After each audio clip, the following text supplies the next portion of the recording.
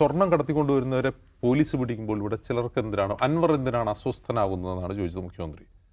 അൻവർ പറഞ്ഞ് സ്വർണം പിടിക്കരുതെന്നല്ല, സ്വർണം കസ്റ്റംസ് അറിയാതെ പോലീസ് തട്ടിയെടുക്കുന്നു എന്നുള്ളതായിരുന്നു അൻവറിൻ്റെ ആരോപണം. സ്വർണം പിടിക്കരുതെന്ന് അൻവർ ഒരിക്കലും പറഞ്ഞിട്ടില്ല. മുഖ്യമന്ത്രി ആരെയാണ് ന്യായീകരിക്കുന്നത്? തങ്ങളുടെ അധികാരപരിധിയില്ലാത്ത, ഒരു തരത്തിലുള്ള നിയമസാധുതയില്ലാത്ത ഒരു പ്രവർത്തനം നടത്തി സ്വർണ്ണക്കൊള്ള നടത്തുന്ന പോലീസിലെ ഒരു സംഘത്തെ മുഖ്യമന്ത്രി ഔദ്യോഗികമായ വാർത്താ സമ്മേളനത്തിൽ ന്യായീകരിക്കുകയാണ്.